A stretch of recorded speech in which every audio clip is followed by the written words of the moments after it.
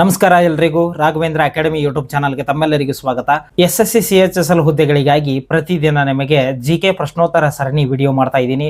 ಪ್ರತಿದಿನ ನಿಮಗೆ 30 ಇಂಪಾರ್ಟೆಂಟ್ ಪ್ರಶ್ನೆಗಳನ್ನು ತಿಳಿಸ್ಕೊಡ್ತಾ ಹೋಗ್ತೇನೆ. ಈ ಪ್ರಶ್ನೆಗಳು ನಿಮಗೆ ಪರೀಕ್ಷೆಗೆ ಸಹಾಯವಾಗ್ತವೆ ಅಂತ ಹೇಳ್ತಾ, ಇದುವರೆಗೆ ನಮ್ಮ ಚಾನಲ್ನ ಯಾರು ಸಬ್ಸ್ಕ್ರೈಬ್ ಮಾಡಿಲ್ಲ ಪ್ಲೀಸ್ ಹೋಗಿ ಸಬ್ಸ್ಕ್ರೈಬ್ ಮಾಡಿಕೊಳ್ಳಿ.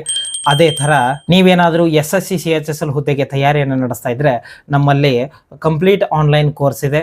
ಕೇವಲ 999 ರೂಪಾಯಿಗೆ ನಮ್ಮದು ರಾಘವೇಂದ್ರ ಅಕಾಡೆಮಿ ಅಂತ ಆ್ಯಪ್ ಇದೆ ಪ್ಲೇಸ್ಟೋರ್ನಲ್ಲಿ. ಅದರಲ್ಲಿ ನಿಮಗೆ ಕಂಪ್ಲೀಟ್ GK ಕ್ಲಾಸ್ಗಳನ್ನು, ಇಂಗ್ಲೀಷು, ಮ್ಯಾಥ್ಸು, ರೀಸನಿಂಗು ಎಲ್ಲ ಸಬ್ಜೆಕ್ಟ್ ಕಂಪ್ಲೀಟ್ ಸಿಲೆಬಸ್ ಕ್ಲಾಸ್ನ ಅದರಲ್ಲಿ ಮಾಡಿ ಹಾಕ್ತಾ ಹೋಗ್ತೇವೆ.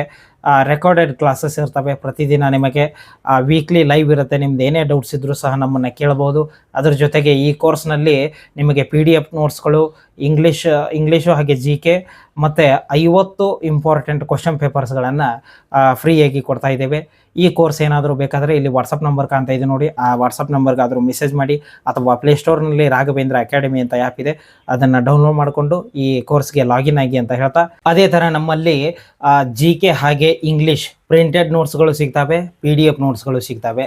ನಿಮಗೇನಾದರೂ ಪ್ರಿಂಟೆಡ್ ನೋಟ್ಸ್ಗಳು ಬೇಕಾದರೆ ಕೇವಲ 450 ರೂಪಾಯಿಗೆ ನಿಮ್ಮ ಮನೆಗೆ ನೋಟ್ಸ್ಗಳನ್ನು ತರಿಸ್ಕೋಬಹುದು. ಅದೇ ಥರ PDF ನೋಟ್ಸ್ಗಳು ಬೇಕಾದರೆ ಕೇವಲ 100 ರೂಪಾಯಿಗೆ ನಿಮ್ಮ ವಾಟ್ಸಪ್ಗೆ ಹಾಕಿಸ್ಕೋಬಹುದು. SSC CHSL ಹುದ್ದೆಯ ಒಟ್ಟು 25 ಓಲ್ಡ್ ಕ್ವಶನ್ ಪೇಪರ್ಸ್ಗಳಿದ್ದಾವೆ. ಕೇವಲ 100 ರೂಪಾಯಿಗೆ ಅದು ಕನ್ನಡದಲ್ಲಿ ಸಿಗ್ತಾ ಇದ್ದಾವೆ. ಈ PDF ನೋಟ್ಸ್ಗಳು ಅಥವಾ ಪ್ರಿಂಟೆಡ್ ನೋಟ್ಸು ಅಥವಾ ಕ್ವಶನ್ ಪೇಪರ್ಸ್ ಏನಾದರೂ ಬೇಕಾದರೆ ಇಲ್ಲಿ ವಾಟ್ಸಪ್ ನಂಬರ್ ಕಾಣ್ತಾ ಇದೆ ನೋಡಿ, ಆ ವಾಟ್ಸಪ್ ನಂಬರ್ಗೆ ಹಾಯ್ ಅಂತ ಮೆಸೇಜ್ ಮಾಡಿ. ಬನ್ನಿ ಇವತ್ತಿನ ವಿಡಿಯೋನ ಶುರು ಮಾಡಿ. ಮೊದಲನೆಯ ಪ್ರಶ್ನೆ, ಆಮ್ ಆದ್ಮಿ ಭೀಮಾ ಯೋಜನೆಯನ್ನು ಯಾವಾಗ ಪ್ರಾರಂಭಿಸಲಾಯಿತು?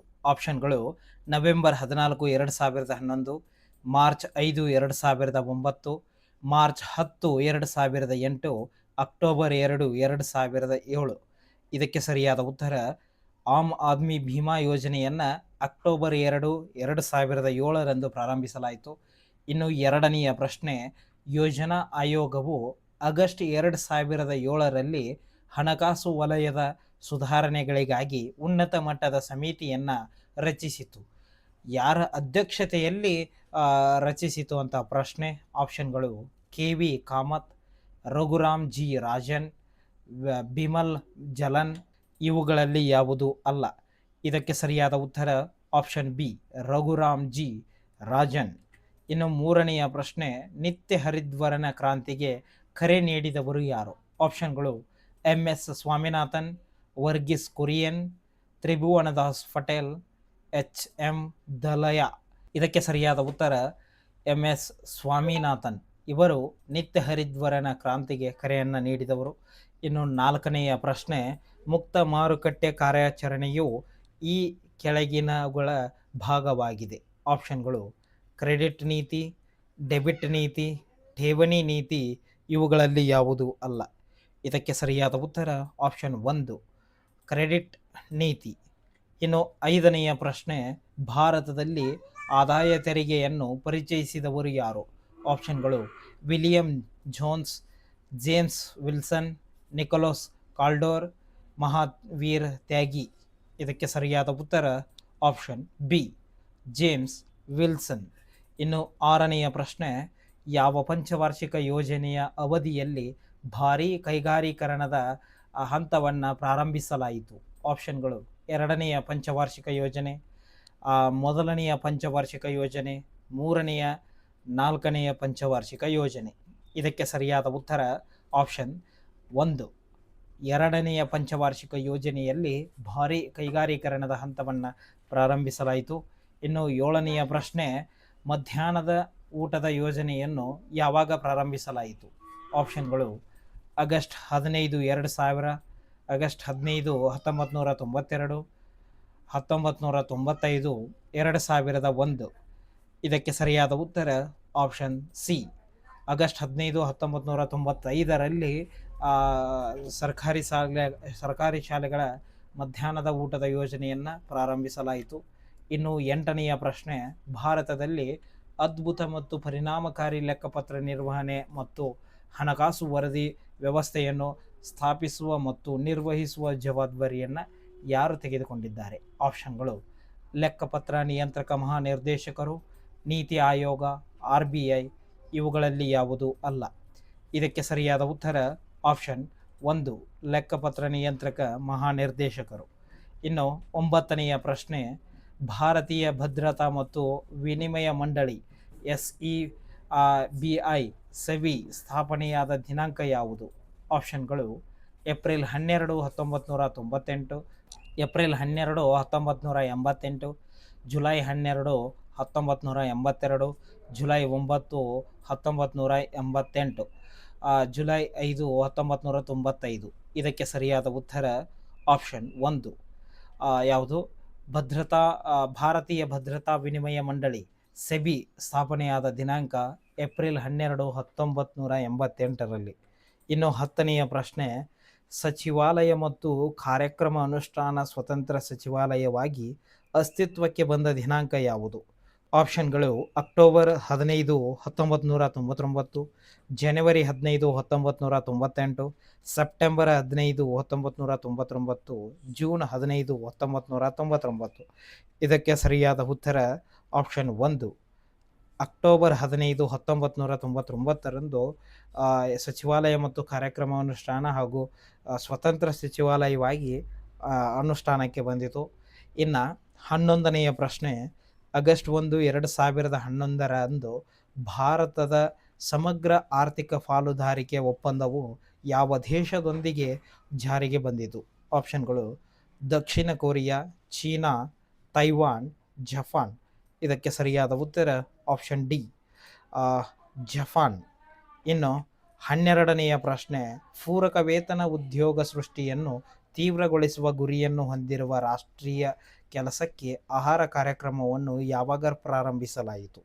ಆಪ್ಷನ್ಗಳು ಅಕ್ಟೋಬರ್ 2004, ಸೆಪ್ಟೆಂಬರ್ 2003, ನವೆಂಬರ್ 2004, ಜನವರಿ 2004.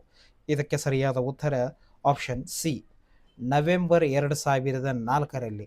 ಇನ್ನು 13ನೆಯ ಪ್ರಶ್ನೆ, ಭಾರತದಲ್ಲಿ ಮನಿ ಆರ್ಡರ್ ವ್ಯವಸ್ಥೆಯನ್ನು ಪರಿಚಯಿಸಿದ ವರ್ಷ ಯಾವುದು? ಆಪ್ಷನ್ಗಳು 1999, 1880, 1882, 1904. ಇದಕ್ಕೆ ಸರಿಯಾದ ಉತ್ತರ ಆಪ್ಷನ್ ಬಿ 1880. 14ನೆಯ ಪ್ರಶ್ನೆ, ವಿಶ್ವ ರೈಲ್ವೆ ಜಾಲ ವ್ಯವಸ್ಥೆಯಲ್ಲಿ ಭಾರತವು ಈ ಕೆಳಗಿನ ಯಾವ ಸ್ಥಾನದಲ್ಲಿದೆ? ಆಪ್ಷನ್ಗಳು 2ನೇಯ, 1ನೇಯ, 4ನೇಯ, 3ನೇಯ. ಇದಕ್ಕೆ ಸರಿಯಾದ ಉತ್ತರ ಆಪ್ಷನ್ ಸಿ 4ನೇಯ ಸ್ಥಾನ. ಇನ್ನು 15ನೆಯ ಪ್ರಶ್ನೆ, ಭಾರತದಲ್ಲಿ ಕಪ್ಪು ಕ್ರಾಂತಿ ಎಂಬ ಪದವು ಈ ಕೆಳಗಿನೊಂದಿಗೆ ಸಂಬಂಧ ಹೊಂದಿದೆ. ಆಪ್ಷನ್ಗಳು ಕಲ್ಲಿದ್ದಲು ಉತ್ಪಾದನೆಯಲ್ಲಿ ಸ್ವಾವಲಂಬನೆ, ಕಪ್ಪು ಮಣ್ಣಿನ ಘೋಷಣೆ, ಪೆಟ್ರೋಲಿಯಂ ಕಚ್ಚಾ ತೈಲ ಉತ್ಪಾದನೆಯಲ್ಲಿ ಸ್ವಾವಲಂಬನೆ, ಬಾಲ್ಕ್ ಕಾರ್ಪ್ ಉತ್ಪಾದನೆಯಲ್ಲಿ ಸ್ವಾವಲಂಬನೆ. ಇದಕ್ಕೆ ಸರಿಯಾದ ಉತ್ತರ ಆಪ್ಷನ್ ಸಿ ಪೆಟ್ರೋಲಿಯಂ ಕಚ್ಚಾ ತೈಲ ಉತ್ಪಾದನೆಯಲ್ಲಿ ಸ್ವಾವಲಂಬನೆ. 16ನೆಯ ಪ್ರಶ್ನೆ, ರಾಷ್ಟ್ರೀಯ ಗ್ರಾಮೀಣ ಆರೋಗ್ಯ ಮಿಷನ್ ಅನ್ನು ಯಾವಾಗ ಪ್ರಾರಂಭಿಸಲಾಯಿತು?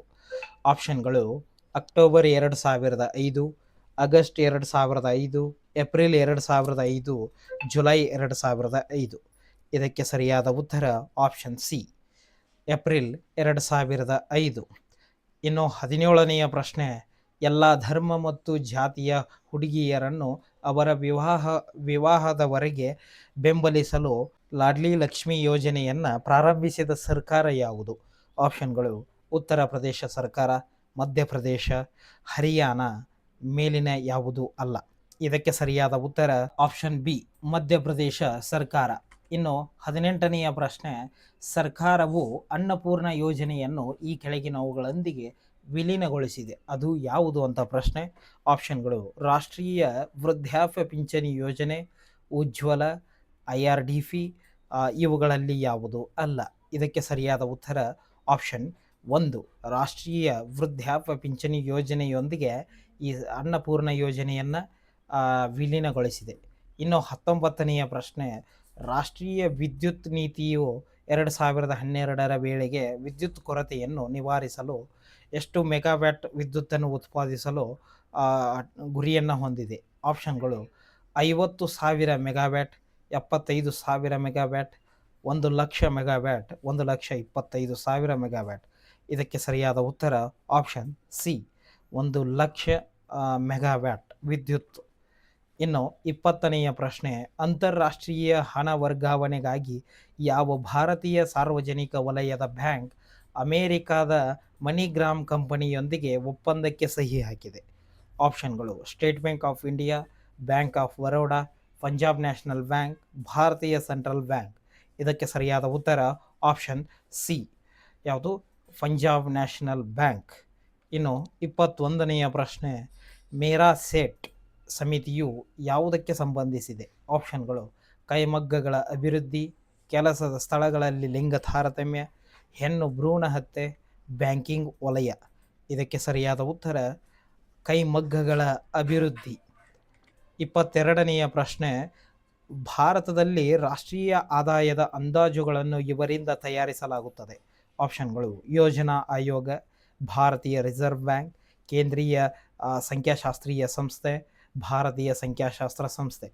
ಇದಕ್ಕೆ ಸರಿಯಾದ ಉತ್ತರ ಆಪ್ಷನ್ ಸಿ, ಕೇಂದ್ರೀಯ ಸಂಖ್ಯಾಶಾಸ್ತ್ರೀಯ ಸಂಸ್ಥೆ, CSO.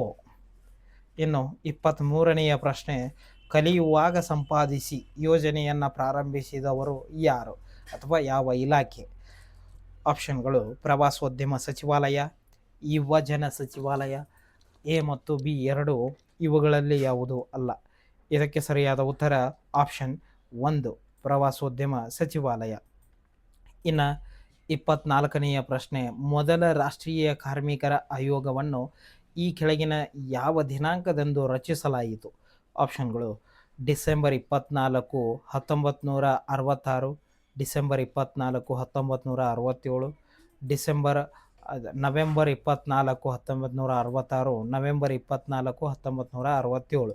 ಇದಕ್ಕೆ ಸರಿಯಾದ ಉತ್ತರ ಆಪ್ಷನ್ 1, ಡಿಸೆಂಬರ್ 24, 1966ರಂದು. ಇನ್ನು 25ನೆಯ ಪ್ರಶ್ನೆ, ಏಕಸ್ವಾಮ್ಯ ಮತ್ತು ನಿರ್ಬಂಧಿತ ವ್ಯಾಪಾರ ಪದ್ಧತಿಗಳು MRTP ಕಾಯ್ದೆಯನ್ನು ಅಂಗೀಕರಿಸಲಾಯಿತು. ಅದು ಯಾವಾಗ ಅಂತ ಪ್ರಶ್ನೆ. ಆಪ್ಷನ್ಗಳು: 1970, 1969, 1971, 1968. ಇದಕ್ಕೆ ಸರಿಯಾದ ಉತ್ತರ ಆಪ್ಷನ್ ಬಿ, 1969. ಇನ್ನು 26ನೆಯ ಪ್ರಶ್ನೆ, ದೇಶದಲ್ಲಿ ಪ್ರಮುಖ ರಬ್ಬರ್ ಉತ್ಪಾದಿಸುವ ರಾಜ್ಯ ಯಾವುದು? ಆಪ್ಷನ್ಗಳು: ತಮಿಳುನಾಡು, ಕೇರಳ, ಕರ್ನಾಟಕ, ಹೈದರಾಬಾದ್. ಇದಕ್ಕೆ ಸರಿಯಾದ ಉತ್ತರ ಆಪ್ಷನ್ 1, ಕೇರಳ. ಇನ್ನು 27ನೆಯ ಪ್ರಶ್ನೆ, ಪ್ರಸ್ತುತ ರಾಷ್ಟ್ರೀಕೃತ ಬ್ಯಾಂಕುಗಳ ಸಂಖ್ಯೆ ಎಷ್ಟು? ಆಪ್ಷನ್ಗಳು: 19, 17, 15, 12. ಇದಕ್ಕೆ ಸರಿಯಾದ ಉತ್ತರ ಆಪ್ಷನ್ ಡಿ, 12. ಇನ್ನು 28ನೆಯ ಪ್ರಶ್ನೆ, ಯಾವ ಪಂಚವಾರ್ಷಿಕ ಯೋಜನೆಯಲ್ಲಿ ವಾರ್ಷಿಕ ಬೆಳವಣಿಗೆಯ ದರ 2.5 ರಷ್ಟಿತ್ತು? ಆಪ್ಷನ್ಗಳು: ಎರಡನೆಯ ಪಂಚವಾರ್ಷಿಕ ಯೋಜನೆ, ಮೊದಲನೆಯ, 4ನೆಯ, 3ನೆಯ. ಇದಕ್ಕೆ ಸರಿಯಾದ ಉತ್ತರ ಆಪ್ಷನ್ ಡಿ, 3ನೆಯ ಪಂಚವಾರ್ಷಿಕ ಯೋಜನೆ, 1961 ರಿಂದ 66ರವರೆಗೆ. 29ನೆಯ ಪ್ರಶ್ನೆ, ಭಾರತದಲ್ಲಿ ಮೊದಲು ಉಡುಪು ಉದ್ಯಾನವನವನ್ನು ಎಲ್ಲಿ ಸ್ಥಾಪಿಸಲಾಗಿದೆ? ಆಪ್ಷನ್ಗಳು: ಪುನಲೂರು, ಕೇರಳ, ತಿರುಪುರ, ತಮಿಳುನಾಡು. ಎ ಮತ್ತು ಬಿ ಎರಡೂ ಈ ಮೇಲಿನ ಯಾವುದು ಅಲ್ಲ. ಇದಕ್ಕೆ ಸರಿಯಾದ ಉತ್ತರ ಆಪ್ಷನ್ ಬಿ, ತಿರುಪೂರು, ತಮಿಳುನಾಡು. 30ನೆಯ ಪ್ರಶ್ನೆ, unit Trust of India UTI ಅನ್ನು UTI 1 ಮತ್ತು UTI 2 ಆಗಿ ಯಾವಾಗ ವಿಭಜಿಸಲಾಯಿತು? ಆಪ್ಷನ್ಗಳು: 2005, 2000, 2003, 2001. ಇದಕ್ಕೆ ಸರಿಯಾದ ಉತ್ತರ ಆಪ್ಷನ್ ಸಿ, 2003ರಲ್ಲಿ Unit Trust of India UTI ಮತ್ತು UTI 1 ಮತ್ತು UTI 2 ಆಗಿ ವಿಭಜಿಸಲಾಯಿತು. ಈ ಒಟ್ಟು 30 ಪ್ರಶ್ನೆಗಳಲ್ಲಿ ಎಷ್ಟು ಪ್ರಶ್ನೆಗಳಿಗೆ ಸರಿಯಾಗಿ ಆನ್ಸರ್ ಮಾಡಿದ್ರಿ ಅಂತ ಕಮೆಂಟ್ ಮಾಡಿ. ಹಾಗೆ ಈ ವಿಡಿಯೋನ ಆದಷ್ಟು ನಿಮ್ಮ ಎಲ್ಲ ಸ್ನೇಹಿತರಿಗೆ ಶೇರ್ ಮಾಡಿ. ಧನ್ಯವಾದಗಳು.